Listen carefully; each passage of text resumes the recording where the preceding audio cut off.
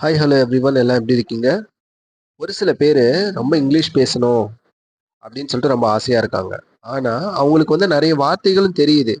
So அப்போ எங்க பிரச்சனை வருது அப்படின்னா, எந்தெந்த வார்த்தைக்கு என்னென்ன மீனிங், அதை எப்படி பயன்படுத்தணும் அப்படின்னு தெரியல. உதாரணமா அஃபெண்டர் அப்படின்ற ஒரு வார்த்தை இருக்கு, அக்யூஸ்ட் அப்படின்ற ஒரு வார்த்தை இருக்கு, கிரிமினல் அப்படின்ற ஒரு வார்த்தை இருக்கு, கன்விக்டட் அப்படின்ற ஒரு வார்த்தை இருக்கு.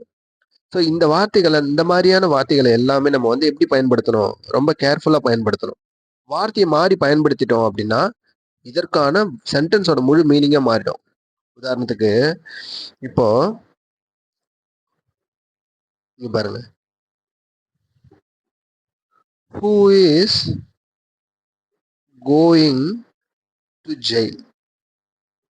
ஜெயில் யாருக்கு ஜெயிலுக்கு யார் போவா, who is going to jail அப்படின்னு ஒரு சென்டென்ஸ் இருக்கு. ஒரு கொஸ்டின் கேட்குறாங்க, ஹூ இஸ் கோயிங். அந்த கேஸ் நடந்துச்சுலப்பா, அந்த கேஸ்ல ஜட்ஜ்மெண்ட் வந்துருச்சு. ஸோ அப்போ அந்த ஜட்ஜ்மெண்ட் வந்ததுக்கு அப்புறம் யாரு ஜெயிலுக்கு போவா அப்படின்னு உங்களை ஒரு கொஸ்டின் கேட்குறாங்க. அப்போ நீங்க என்ன சொல்லுவீங்க? தமிழ்ல கேட்டால் நம்ம சொல்லிடுவோம், குற்றம் சாட்டப்பட்டவர் குற்றம் நிரூபிக்கப்பட்டு அவர் ஜெயிலுக்கு போவார் அப்படின்னு சொல்லிடுவோம். ஆனா இந்த இடத்துல நம்ம என்ன சொல்றோம் அப்படின்னா, இங்கிலீஷ்ல இதுவே குற்றம் நிரூபிக்கப்பட்டவர்னு சொல்லணும். சரிங்களா?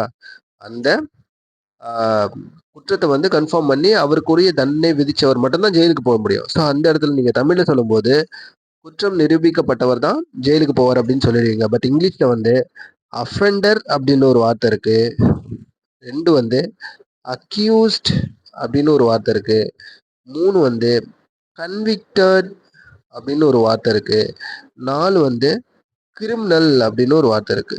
இந்த 4 வார்த்தையில இதுல அப்படியே எல்லாமே ஒண்ணுதான். சரிங்களா? எல்லாமே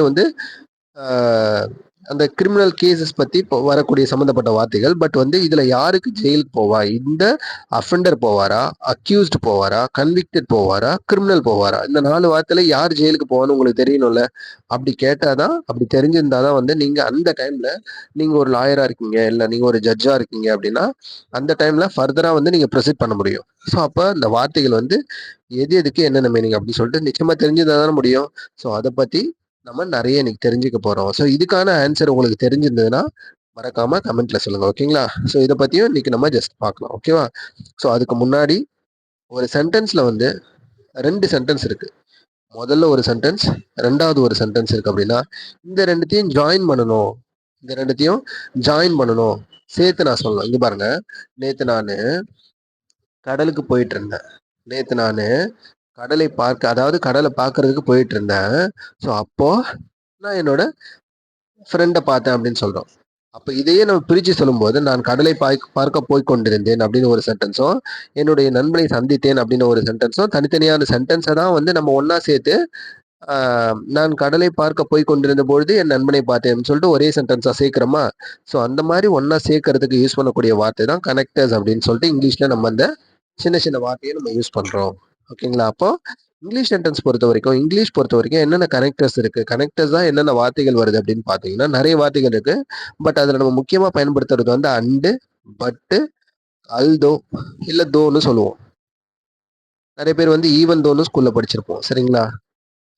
ஓகேவா? அப்போ அண்டு, பட், அல்தோ, அடுத்தது ஹவவர், அடுத்தது ஸோ, இதெல்லாம் நம்ம ஒரு ஸ்போக்கன் இங்கிலீஷ்ல இல்ல இங்கிலீஷ் கிராமர்ல கனெக்டர்ஸா யூஸ் பண்றோம். நிறைய இடத்துக்கு யூஸ் பண்ணுது. சரிங்களா? இந்த மாதிரி கனெக்டர்ஸ் யூஸ் பண்ணும்போதும் நம்ம பார்த்து கேர்ஃபுல்லா யூஸ் பண்ணணும். ஸோ இதை பத்தி தான் நீ கிளாஸ்ல பார்க்க போறோம். ஓகேவா? இங்க பாருங்க, ஃபர்ஸ்ட் சென்டென்ஸ் பாருங்க. They studied well, they studied well and they passed in the exam. They studied வெல்னா அவங்க, தே ஸ்டடிட்னா அவங்க, வெல்னா நல்லா, மிக நன்று அப்படின்னு அர்த்தம். தே ஸ்டடி வெல்னா அவங்க நல்லா படிச்சாங்க. தே ஸ்டடிட் வெல், தே ஸ்டடிட்னா படிச்சாங்க. எப்படி படிச்சாங்க? நல்லா படிச்சாங்க. And they passed in the exam, அப்படி நல்லா படிச்சு அப்புறம் மற்றும் எக்ஸாம்ல தேர்வு எழுதி பாஸ் பண்ணிட்டாங்க. தே ஸ்டடிட் வெல், அவங்க நல்லா படிச்சாங்க மற்றும் என்ன செஞ்சாங்க? தே பாஸ்ட் இன் த எக்ஸாம், எக்ஸாம்ல பாஸ் பண்ணிட்டாங்க. இது ஒரு சென்டென்ஸ். இந்த இடத்துல அண்ட் அப்படின்றது கனெக்டரா யூஸ் பண்ணக்கூடியது. இது ரொம்ப பேசிக்கான சென்டென்ஸ். ரெண்டாவது சென்டென்ஸ் பாருங்க. I tried hard, I tried hard but I failed. So இப்போ இந்த பட் வரும்போது என்ன அப்படின்னா, தமிழில் சொல்லுவோம்ல, நான் எவ்வளோ முயற்சி பண்ணேன் ஆனாலும் அதை என்னால் அடைய முடியல அப்படின்னு சொல்லுவோம். ஸோ அப்போ நெகட்டிவான ஐடியா சரிங்க, சாரி, நெகட்டிவ் இல்லை, பாசிட்டிவான ஐடியா. இது வந்து பாசிட்டிவ்ன்றது வந்து சாரி ஆப்போசிட்டான ஐடியா. அந்த ஆப்போசிட் வந்து எப்படி இருக்கும்னா பாசிட்டிவாகவும் இருக்கும், நெகட்டிவாகவும் இருக்கும். ஓகேங்களா? அப்போ ஆப்போசிட் ஐடியா பற்றி பேசும்போதெல்லாம் நமக்கு வந்து என்ன யூஸ் ஆகுது, பட் அப்படின்ற ஒரு கனெக்டர் வந்து யூஸ் ஆகுது. பட் அப்படின்ற ஒரு வார்த்தையை நம்ம யூஸ் பண்ணிக்கிறோம். ஓகேங்களா? அப்போ I tried hard but I failed அப்படின்னா நான் கடினமாக முயற்சிச்சேன், ஆனாலும் நான் தோல்வி அடைஞ்சிட்டேன். நான் தோல்வி அடைஞ்சிட்டேன், தோல்வியுற்றேன் அப்படின்னு வரக்கூடிய வார்த்தை. அப்போ பட் அப்படின்றது வந்து ஒரு ஆப்போசிட் ஐடியாவை சொல்லக்கூடிய வார்த்தை. ஓகேங்களா? அது கனெக்டரா நம்ம யூஸ் பண்றோம். அதுக்கு அடுத்தது although it was raining we went out. அப்போ ஃபார்மல் கண்ட்ரஸ்ட் சரிங்களா? கொஞ்சம் புஷ் பண்ணி சொல்றது. மழை பெஞ்சாலுமே இட் வாஸ் ரெய்னிங் அப்படின்னா மழை பெஞ்சுக்கிட்டு இருந்துச்சு. அல்தோ இட் வாஸ் ரெய்னிங் அப்படின்னா மழை பெஞ்சுக்கிட்டு இருந்தாலும் வி வென்ட் அவுட், நாங்க வெளியில போனோம். இட் வாஸ் ரெய்னிங்னா மழை பெஞ்சுது. அல்தோ இட் வாஸ் ரெய்னிங்னா மழை பெஞ்சுக்கிட்டு இருந்தாலும் கூட வி வென்ட் அவுட்னா நாங்கள் வெளியில போனோம் அப்படின்னு சொல்லக்கூடிய வார்த்தை. அப்போ அந்த அல்தோ அப்படின்றது மழை பெய்திருந்தாலும் கூட நாங்கள் வெளியே சென்றோம் அப்படின்னு சொல்லக்கூடிய ஒரு சென்டென்ஸா மாற்றி தரக்கூடிய ஒரு கனெக்டரா நம்ம பயன்படுத்துறோம். ஓகேங்களா? அடுத்தது பாருங்க, he is rich however he is unhappy. இப்போ ஹவெவர் அப்படின்னா மீனிங் என்ன அப்படின்னு பார்க்கணும். சரிங்களா? இது வந்து ரொம்ப ஸ்ட்ராங் கண்ட்ரஸ்ட் சொல்லும். இருந்தாலும் அவன் நல்லா தான் எக்ஸாம்லாம் படிச்சான், இருந்தாலும் அவன் ஃபெயில் ஆயிட்டானே அப்படின்னு சொல்லும்போது அப்போ ஹவெவர் வரும். இருந்தும் ஆனாலும் அப்படின்ற மீனிங்ல வரக்கூடிய வார்த்தை தான் இந்த ஹவெவர். அப்போ என்ன வருது, ஹி இஸ் ரிச், அவன் பணக்காரன் தான். ஹவெவர் இருந்தாலும், பணக்காரனா இருந்தாலுமே ஹீ இஸ் அன்ஹாப்பி, அவங்கிட்ட சந்தோஷம் இல்லை, அவன் மகிழ்ச்சியானவனா இல்லை அப்படின்னு அர்த்தம். ஓகேங்களா? அப்போ ஒரு ஸ்ட்ராங் கண்ட்ரஸ்ட் வந்து சொல்றதுக்கு வந்து சொல்றதுக்கு வந்து ஹவெவர் அப்படின்ற கனெக்டர் வந்து யூஸ் ஆகுது. ஓகேங்களா? அடுத்தது இந்த சென்டென்ஸ் பாருங்க, I was tired I was tired so I felt early. அப்பா எனக்கு வந்து ரொம்ப ஒரு மாதிரி டயர்டா இருந்துச்சு. ஐ வாஸ் டயர்ட்னா வாஸ் வந்திருக்கு பாருங்க. ஐ வாஸ்னா பாஸ்ட்ல இருந்தேன் அப்படின்னு அர்த்தம். அப்போ ஐ வாஸ் டயர்ட் அப்படின்னா நான் டயர்டா இருந்தேன், ஸோ அதனால நான் தூங்கிட்டேன், முன்னாடியே தூங்கிட்டேன் அப்படின்ற மாதிரி மீனிங்கை தரக்கூடிய ஒரு சென்டென்ஸா இருக்கு. ஸோ இப்போ இந்த ஐ வாஸ் அப்படின்னா என்ன அர்த்தம், ஐ வாஸ்னா நான் இருந்தேன்னு அர்த்தம். எந்த நிலையில இருக்கேன், ரொம்ப டயர்டா சோர்வுற்றவனா இருக்கேன், களைப்புற்றவனா இருந்தேன் அப்படின்னு அர்த்தம். சரிங்களா? அப்போ ஐ வாஸ் டயர்ட்னா நான் ரொம்ப சோர்வா இருந்தேன், சோர்வுற்று இருந்தேன், களைப்புற்று இருந்தேன் அப்படின்னு அர்த்தம்.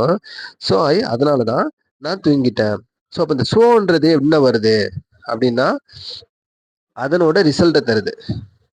சரிங்களா? நான் நல்லா அதனால தான் ஆகையால் அப்படின்னு ஒரு வார்த்தை இருக்குல்ல தமிழ்ல, அதனால தான் அப்படின்னு சொல்லுவோம். ஆகையால் நான் முன்னாடியே தூங்கிட்டேன், ஐ ஸ்லெப்ட் இயர்லி. சரிங்களா? அப்போ ஸோ அப்படின்றது வந்து ரொம்ப முக்கியமான ஒரு கனெக்டரா, ரிசல்ட்டை வந்து பேசக்கூடிய ஒரு கனெக்டரா நம்ம யூஸ் ஆகுது. ஓகேங்களா? நான் டயர்டா இருந்தேன், ஸோ அதனால என்னப்பா, டயர்டா இருந்தனால என்ன அப்படின்னு சொன்னா, டயர்டா இருந்ததுனாலயா, அதனால நான் முன்னாடியே தூங்கிட்டேன். இப்படி இருந்ததால இதோட ரிசல்ட் என்னவா இருக்கு, முன்கூட்டியே தூங்குன மாதிரி வந்துருச்சு. சரிங்களா? அப்போ ஸோன்றது ஒரு முக்கியமான ஒரு கனெக்டரா நம்ம யூஸ் பண்றோம். ஓகேங்களா? ஓகே, இப்போ ப்ராக்டிஸ் ஒரு சின்ன சின்ன சென்டென்ஸ் பார்க்கலாம். I studied well dash I passed அப்படின்னு இருக்கு. இந்த இடத்துல ஐ ஸ்டடீட் வெல் நான் நல்லா படித்தேன், இந்த இடத்துல டேஷ் போட்டிருக்குல்ல, இந்த இடத்துல அண்டு வருமா பட் வருமா அப்படின்னு சொல்லிட்டு கமெண்ட்ல சொல்லுங்க. ஓகேங்களா? கமெண்ட்ல சொல்லுங்க. ஓகேங்களா? I studied well dash I passed அப்படின்னு சொல்லியிருக்காங்க. ஸோ அப்போ கமெண்ட்ல ஆன்சர் பண்ணுங்க. ஓகேங்களா? இப்போ ரெண்டாவது சென்டென்ஸ் பாருங்க, she tried hard. She tried ஹார்ட்னா அவ ரொம்ப கடினமா முயற்சி செஞ்சா. இப்போ டேஷ் ஷி ஃபெயில்டு அப்படின்னா இப்போ ஸோன்றது வந்து ரிசல்ட் சொல்லும், பட்ன்றதும் ஆப்போசிட்டான ஒரு ஐடியாவை சொல்லுது. அப்போ ஷி ட்ரைட் ஹார்ட், ஏதோ ஒரு விஷயத்த அவ கடினமா முயற்சி செஞ்சா, ஆனா தோல்வி விட்டுட்டா. கடினமா முயற்சி செஞ்சா என்ன வரணும், பாசிட்டிவா பதில் வரணும். She tried hard but she failed, ஆனாலும் அவன் என்னாச்சு, தோல்வி விட்டுட்டா. ஓகேங்களா? இதுவே she tried hard so she passed in the exam. So வந்துச்சுன்னா அந்த ரிசல்ட் சொல்லணும், பாசிட்டிவான ரிசல்ட் சொல்லலாம். அதனால தான் அப்படி ஆயிடுச்சு அப்படின்னு சொல்லக்கூடிய ஒரு வார்த்தையா இருக்கு. ஓகேங்களா? அதுக்கு அடுத்தது பாருங்க, dash it was raining we went out அப்படின்னு நம்ம ஆல்ரெடி பார்த்துட்டு தான்.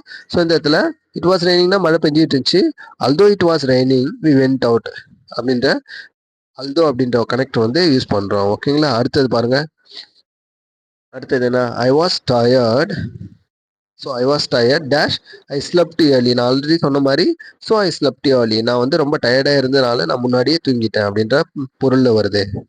ஓகேங்களா? அடுத்தது we planned well. We planned well dash we enjoyed. So நம்ம வி பிளான்ட் வெல்ல நாங்கள் சரியாக திட்டமிட்டுட்டோம் அப்படின்னு அர்த்தம். இந்த இடத்துல அண்ட் வருமா பட் வருமா? அண்ட் தான் வரும். ஏதோ ஒரு விஷயத்த நாங்கள் பிளான் பண்ணணும், அதை நாங்கள் என்ஜாயும் பண்ணணும். அண்ட் என்ஜாய் மற்றும் நாங்கள் என்ஜாய் பண்ணணும் அப்படின்ற மாதிரி வரும். இந்த இடத்துல பட் வராது. ஓகேங்களா? ஸோ இந்த மாதிரியான சென்டென்ஸில் நாம் யூஸ் பண்ணக்கூடிய வார்த்தைகள் தான் இந்த கனெக்டர்ஸ் அப்படின்னு சொல்கிறோம். இது எல்லாமே வந்து ஸ்போக்கன்லேயும் ரிட்டன் இங்கிலீஷ்லேயும் ரொம்ப முக்கியமான சென்டென்சஸாக இருக்குது. ஓகேங்களா? இது மாதிரி நிறைய கற்றுக்குங்க. நமக்கு டெய்லியும் நம்ம கிளாஸில் 8:30க்கு வரக்கூடிய ஸ்போக்கன் இங்கிலீஷ் லைவ் கிளாஸ் வந்து அட்டன் பண்ணுங்கள். நிறைய இங்கிலீஷ் கற்றுக்கணும். ஓகேங்களா? தேங்க்யூ. நம்ம நாளைக்கு மீட் பண்ணலாம். ஓகேவா? தேங்க்யூ. பை. Take care.